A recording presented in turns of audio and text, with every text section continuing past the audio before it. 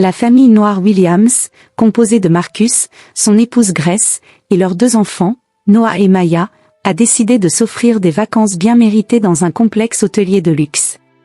Ce lieu, réputé pour ses plages paradisiaques, ses restaurants étoilés, et son service irréprochable, incarne le rêve de l'évasion. Pour Marcus, un agent du FBI respecté, ces vacances sont une rare occasion de laisser de côté son statut professionnel et de se concentrer uniquement sur des moments de détente en famille. Loin de l'agitation de son travail et des responsabilités quotidiennes, il aspire à profiter pleinement du cadre idyllique offert par cet établissement de renommée internationale. Dès leur arrivée, la famille est immédiatement frappée par la beauté du complexe. Le sable fin et doré, les eaux turquoises qui s'étendent à perte de vue, et la végétation luxuriante créent une ambiance presque irréelle. Chaque membre de la famille se sent enfin libéré du poids du quotidien. Marcus se réjouit à l'idée de passer du temps avec ses enfants, loin des pressions de son métier, tandis que Grace, médecin dévoué, espère retrouver un peu de sérénité après de longues semaines de travail intense. Quant à Noah et Maya, ils sont émerveillés par les nombreuses activités proposées. Plongée sous-marine, excursions en bateau, et soirées animées au bord de la piscine. Le personnel de l'hôtel, dans leurs uniformes impeccables, les accueille avec des sourires chaleureux, assurant à la famille Williams qu'ils passeront un séjour inoubliable. L'excitation grandit à mesure qu'ils découvrent les différentes commodités à leur disposition, un spa de classe mondiale, un terrain de golf à couper le souffle, et des restaurants où les chefs cuisiniers transforment chaque plat en une œuvre d'art. Pour la première fois depuis des mois, Marcus et Grace ressentent ce sentiment de relâchement tant attendu. Ils savourent l'idée de pouvoir se laisser aller à des moments de pur plaisir, en se recentrant sur ce qui compte le plus, leur famille. Au-delà de l'attrait évident de ce paradis terrestre, ces vacances représentent bien plus pour les Williams. Elles symbolisent l'importance de prendre du temps pour soi et pour les siens, de se reconnecter à ce qui est essentiel après avoir été engloutis par les contraintes du travail et les attentes sociales. Ils se sont promis que ces jours de détente seraient marqués par des rires, des souvenirs inoubliables, et une parenthèse enchantée, loin du tumulte du monde extérieur. Pour Marcus, Grace, Noah et Maya, ces vacances ne sont pas seulement une échappée vers un lieu de rêve, mais un moment pour renforcer leurs liens familiaux et chérir des instants de bonheur partagés, sans la moindre distraction. Cependant, la tranquillité des vacances des Williams bascule rapidement lorsque la famille est confrontée à une situation inattendue et troublante. Un groupe de policiers locaux, visiblement mal à l'aise avec la présence d'une famille noire dans un lieu aussi prestigieux, commence à les surveiller dès leur arrivée. Ces agents, animés par des préjugés raciaux profondément enracinés et une mentalité de suprématie, échangent des murmures entre eux, lançant des regards suspicieux à Marcus, Grace, Noah et Maya. Au début, la famille ne se rend pas compte de l'attention indésirable qu'elle attire. Ils profitent des premières heures de leur séjour, admirant la vue et se prélassant au bord de la piscine.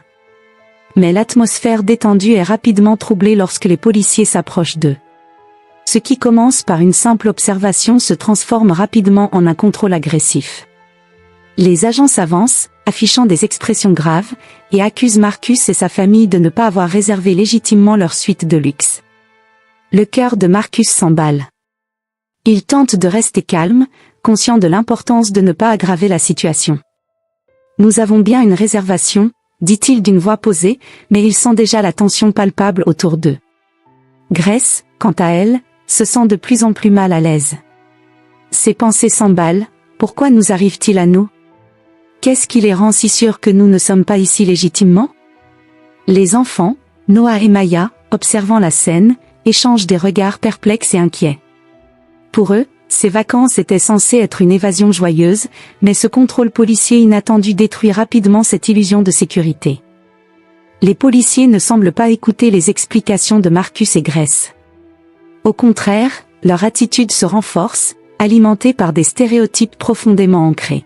« Montrez-nous vos papiers », ordonne l'un des agents, sa voix autoritaire résonnant au-dessus des éclats de rire et de la musique de la piscine.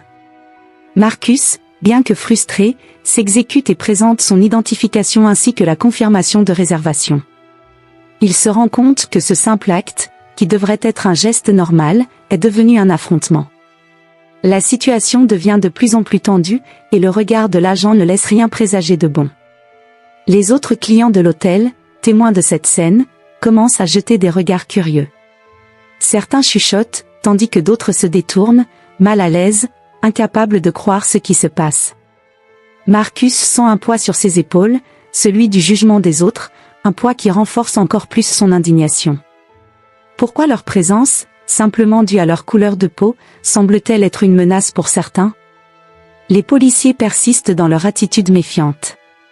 Même après avoir vérifié les papiers de la famille, ils restent, la défiance ancrée dans leur regard. Au lieu de s'excuser pour la gêne causée, ils lancent des insinuations, insinuant que la famille n'est pas à sa place dans ce cadre prestigieux. Marcus et Grace réalisent alors que leur rêve de vacances est en train de se transformer en un cauchemar, illustrant douloureusement les préjugés qui persistent dans la société, même dans les lieux les plus inattendus. La situation atteint son paroxysme lorsque Noah, incapable de contenir son anxiété, demande à son père « Papa, pourquoi ils nous font ça ? On a juste voulu passer des vacances comme tout le monde. » Cette question résonne comme un coup de poing dans le ventre de Marcus. C'est un rappel poignant des injustices raciales qui persistent et de l'impact que cela a sur ses enfants. Il sait qu'il doit agir pour protéger sa famille, mais il craint également les conséquences de toute confrontation. Dans ce contexte tendu, la famille est forcée de faire face à une réalité qu'elle avait espéré échapper. Leur séjour idyllique prend un tournant amer, révélant des vérités déchirantes sur la discrimination et le racisme systémique qui continuent de régner. Au lieu de souvenirs joyeux et de rire, ils se retrouvent piégés dans une situation qui remet en question leur droit à la dignité et à la tranquillité, même en vacances. Les policiers, arrogants et sûrs d'eux, prennent la décision de passer à l'action sans poser la moindre question, convaincus que cette famille ne peut pas appartenir à cet environnement prestigieux. Leur certitude infondée les pousse à ignorer la véritable identité de Marcus, un agent du FBI respecté, et à le considérer comme un intrus. Sans la moindre hésitation, ils lui passent les menottes brutalement, provoquant un choc intense chez ses enfants terrifiés et sa femme, Grace, qui ne peut cacher son horreur face à cette humiliation publique. Les cris de Noah et Maya résonnent dans l'air, et leurs visages se crispent de peur tandis qu'ils assistent à la scène. La détresse de Grace est palpable, son cœur battant la chamade alors qu'elle essaie de comprendre comment une telle situation peut se produire. Les autres vacanciers, d'abord absorbés par leur propre plaisir, se tournent maintenant vers la famille Williams, leurs expressions passant de l'étonnement à la confusion, puis à l'indignation. Beaucoup sortent leur téléphone pour capturer l'instant, témoins d'une injustice choquante qui se déroule sous leurs yeux. Marcus, malgré sa position de pouvoir, reste silencieux au départ. Il sait que toute réaction impulsive pourrait aggraver la situation et mettre sa famille en danger. Son esprit s'emballe alors qu'il pèse ses options. Chaque instant de silence semble s'étirer à l'infini, une éternité pendant laquelle il lutte pour garder son calme, non seulement pour lui-même, mais surtout pour sa femme et ses enfants. Il sent le regard désespéré de Grace sur lui, cherchant des réponses, et les pleurs étouffés de Noah et Maya lui brisent le cœur. Les agents, renforcés par leur autorité et leur conviction, se montrent de plus en plus agressifs. L'un d'eux, un homme au visage marqué par des années de service, lance des ordres avec une voix forte et autoritaire, ne laissant aucune place au dialogue. « Éloignez-vous !» « Ne vous approchez pas !» ordonne-t-il aux autres vacanciers qui commencent à se rassembler autour de la scène. Sa voix résonne comme une menace, et l'atmosphère se tend encore plus. La peur dans les yeux de ses enfants fait remonter une colère sourde en Marcus. Il réalise que son silence pourrait être interprété comme de la faiblesse. Pourtant, il lutte contre l'envie de réagir avec rage. Il sait que ce n'est pas seulement sa dignité qui est en jeu, mais aussi celle de sa famille, et il doit les protéger avant tout. À ce moment, une décision cruciale doit être prise. Mais ce que les policiers ignorent totalement, c'est que Marcus Williams n'est pas le simple touriste qu'ils imaginent. Derrière son apparence décontractée de père en vacances se cache un agent du FBI, impliqué dans une mission de haut niveau, avec des contacts influents bien au-delà de leur juridiction locale. Malgré l'humiliation, Marcus reste stoïque. Il sait que sa véritable identité pourrait renverser la situation, mais il préfère agir avec prudence.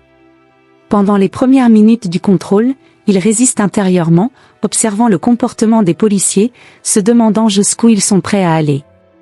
Cependant, lorsque l'un des agents s'approche trop près de Grace, la forçant à reculer en la menaçant de la bousculer, Marcus sait qu'il ne peut plus rester silencieux. D'un ton calme mais autoritaire, il prend la parole, son regard perçant se posant sur celui du chef d'équipe. Vous faites une erreur monumentale. Je suis Marcus Williams, agent spécial du FBI. Un silence pesant s'installe autour d'eux. Les policiers s'immobilisent, incrédules, comme s'ils venaient de se heurter à un mur invisible. Le chef du groupe d'agents se fige, l'expression sur son visage changeant du tout au tout, passant de la méfiance à la panique pure. La révélation de l'identité de Marcus a l'effet d'une bombe. Leur visage, jusqu'alors arrogant et sur deux, se décompose. Ils échangent des regards nerveux, réalisant progressivement l'énorme erreur qu'ils viennent de commettre. Les murmures commencent à monter autour d'eux, alimentés par l'incrédulité des vacanciers témoins de la scène. Pendant un bref moment, le silence est complet, seulement interrompu par le bruit lointain des vagues. Puis, comme un écho, les réactions des passants se font entendre. Les vacanciers, d'abord réticents à s'impliquer, commencent à s'approcher, leurs commentaires devenant de plus en plus critiques à l'égard du comportement des policiers.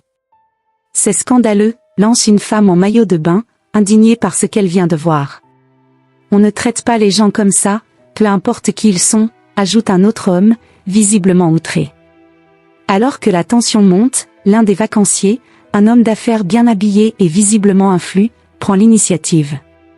Il s'avance avec assurance et fait face aux policiers, ses yeux brûlants de colère. « C'est une honte ce que vous faites. Vous devriez avoir honte de vous, déclare-t-il fermement, sa voix résonnant avec une autorité qui attire encore plus l'attention des passants. D'autres vacanciers commencent à enregistrer la scène avec leur téléphone, certains dans l'espoir de diffuser ces images sur les réseaux sociaux pour dénoncer ce qu'ils perçoivent comme une grave injustice. Les policiers, qui quelques instants plus tôt semblaient tout-puissants, se retrouvent maintenant exposés, vulnérables face à l'opinion publique et à la révélation de la véritable identité de Marcus. Leur arrogance s'effondre, remplacée par une peur palpable. L'un d'eux tente de prendre la parole, de s'excuser maladroitement, mais sa voix est noyée dans les protestations des vacanciers qui commencent à entourer la scène, les accusant de discrimination et de racisme. Comme pour ajouter à la pression, le capitaine de la police locale, alerté en urgence de la situation, arrive en catastrophe sur les lieux. Sa voiture de patrouille s'arrête brusquement, soulevant un nuage de sable, et il en sort précipitamment, le visage tendu. Il sait que la situation est grave. Alors qu'il s'approche, il se rend immédiatement compte que ses subordonnés ont commis une énorme bavure. Son regard croise celui de Marcus, et il comprend instantanément la gravité de la situation. « Agent Williams, je suis profondément désolé pour ce malentendu, » dit-il en tentant de maintenir un calme de façade, mais sa voix tremble légèrement sous la pression. Il s'efforce de désamorcer la crise, mais il est déjà trop tard. Les vacanciers sont furieux, la scène a été enregistrée, et les accusations de discrimination flottent déjà dans l'air comme une évidence. Le capitaine se tourne vers ses agents, furieux, mais aussi terrifié des répercussions que cette affaire pourrait avoir. Marcus, cependant, garde un contrôle impressionnant de lui-même. Malgré la frustration et l'humiliation, il n'élève pas la voix. Son expérience dans les situations de crise lui permet de garder son sang-froid, même face à cette injustice flagrante. « Je vais faire en sorte que vous répondiez de vos actes », dit-il calmement au capitaine, laissant entendre qu'il ne laissera pas cette agression raciste impunie. Le capitaine, réalisant la portée des mots de Marcus, devient livide, conscient que cette affaire pourrait dépasser la simple juridiction locale et faire éclater un scandale national. Les policiers qui ont menotté Marcus commencent à reculer, cherchant à se faire oublier dans la foule qui les entoure désormais. Mais c'est trop tard, les regards de jugement pèsent sur eux, et ils savent que cet événement va bouleverser leur carrière. Le mal est fait, et la famille Williams, malgré la colère et l'humiliation, sait qu'elle ne se bat pas seulement pour sa propre justice, mais pour toutes les familles confrontées à des abus similaires. Ce qui devait être des vacances tranquilles est devenu un symbole de lutte contre le racisme, et Marcus, avec son calme légendaire, se prépare à faire de cette affaire un exemple qui pourrait changer les choses. La situation se termine sous les regards attentifs des vacanciers, dont beaucoup, téléphone en main, continuent de filmer les policiers. Ces derniers, qui quelques instants auparavant affichaient une attitude arrogante, se retrouvent déstabilisés, conscients qu'ils ne maîtrisent plus rien. Le capitaine de la police locale, arrivant en catastrophe, fait de son mieux pour désamorcer la situation. Le visage tendu, il implore Marcus de régler cet incident en privé, espérant ainsi éviter un scandale médiatique. Mais Marcus, qui reste incroyablement calme malgré l'humiliation qu'il vient de subir, sait que cet événement dépasse largement sa propre expérience personnelle. En tant qu'agent du FBI, Marcus est habitué à des situations complexes, mais ici, il ne s'agit plus seulement de son rôle professionnel. Il comprend qu'il détient l'opportunité de dénoncer un problème plus profond, enraciné dans la société, le racisme systémique qui perdure, même dans des lieux de luxe où l'on s'attendrait à ce que les préjugés soient absents. Pour lui, ce moment est devenu bien plus qu'une simple injustice personnelle. C'est un acte de résistance contre une mentalité qui considère les familles noires comme des intruses, même lorsqu'elles ont légitimement accès aux mêmes privilèges que les autres. Plutôt que d'accepter des excuses superficielles, Marcus prend une décision lourde de sens. Il sait que laisser passer cet incident serait contribuer à l'invisibilisation de la discrimination raciale qui sévit dans des endroits censés être protégés de ce type d'injustice. Le soir même, après s'être entretenu avec sa famille, il contacte ses supérieurs au FBI et engage également des avocats spécialisés dans les droits civiques. Il décide de ne pas laisser cet affront se résorber discrètement. Déterminé à porter l'affaire sur la scène nationale, il mobilise des forces bien au-delà de ce que les policiers locaux auraient pu imaginer. Les témoins de la scène, scandalisés par l'injustice dont ils ont été témoins, partagent rapidement les vidéos de l'incident sur les réseaux sociaux. Les images font le tour du web en quelques heures, déclenchant une vague d'indignation et de solidarité. Des commentaires affluent du monde entier, dénonçant le racisme flagrant que la famille Williams a subi. Le nom de Marcus Williams devient rapidement associé à une lutte contre la discrimination raciale, bien au-delà du contexte des vacances. Les médias, avides de scandales raciaux, relaient l'affaire avec fracas, et la famille Williams se retrouve sous les projecteurs. Ce qui devait être un moment de détente et de repos se transforme en un combat public pour la justice. Marcus, qui a passé sa carrière à protéger et servir son pays, se retrouve dans une nouvelle bataille, celle de la dignité, non seulement pour lui-même, mais pour toutes les familles qui, comme la sienne, sont victimes de préjugés insidieux. La situation prend une tournure inattendue pour les autorités locales. Sous la pression de l'opinion publique et des preuves accablantes, les policiers impliqués dans l'incident sont suspendus de leurs fonctions en attendant les résultats de l'enquête. Une procédure disciplinaire est immédiatement ouverte, et l'affaire attire l'attention de plusieurs associations de défense des droits civiques. Ce qui était censé être un simple contrôle de routine se transforme en une crise pour la police locale, qui doit désormais répondre de ses actions devant un public outré. Pour Marcus, la bataille ne s'arrête pas là. Sa famille, bien que secouée par l'événement, se tient unie et résiliente. Ce moment de douleur et d'humiliation devient une opportunité de sensibilisation et de changement. Marcus utilise sa position et son influence pour dénoncer ces pratiques discriminatoires et s'engage activement dans une campagne nationale pour réformer les comportements raciaux au sein des forces de l'ordre, notamment dans les zones touristiques où les préjugés peuvent surgir là où l'on s'y attend le moins. Finalement, ce qui devait être des vacances tranquilles sur une plage paradisiaque s'est transformé en une bataille pour la justice. La famille Williams, malgré les épreuves qu'elle a traversées, ressort plus forte et plus soudée. Ils ont refusé de laisser cet incident les définir comme victimes et ont choisi de se battre pour quelque chose de plus grand qu'eux. Dans les mois qui suivent, Marcus devient une figure emblématique de la lutte contre la discrimination raciale, prouvant que même dans les lieux les plus exclusifs, les inégalités persistent, mais que la résistance peut toujours triompher. Grâce à leur résilience, la famille Williams contribue à un mouvement pour un avenir plus juste et équitable.